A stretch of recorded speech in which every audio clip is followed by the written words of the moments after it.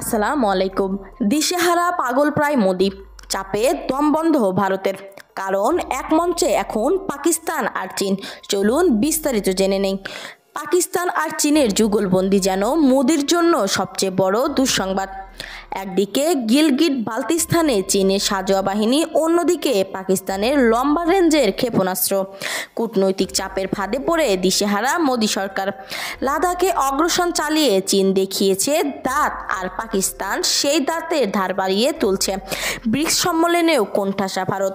মোদির চারপাশে এখন শুধুই তর্জন গর্জনের গর্জন। কূটনীতিতে ব্যাকফুটে, সামরিক জবাবে দ্বিধাগ্রস্ত। এ যেন এক চরম পরীক্ষায় মোদি সরকারের জন্য। এই মুহূর্তে এক ভুল সিদ্ধান্তই হতে পারে ভয়ঙ্কর বিপর্যয়ের কারণ। প্রশ্ন একটাই, মোদি কি পারবে এই ঘূর্ণিঝড় পেরোতে, নাকি পাক চীন যুগলবন্দির সামনে থেমে যাবে ভারতীয় দম্ভ? জানতে হলে চোখ রাখুন আমাদের এই পর্দায়। আমাদের চ্যানেলটি সাবস্ক্রাইব করে পাশে থাকবেন।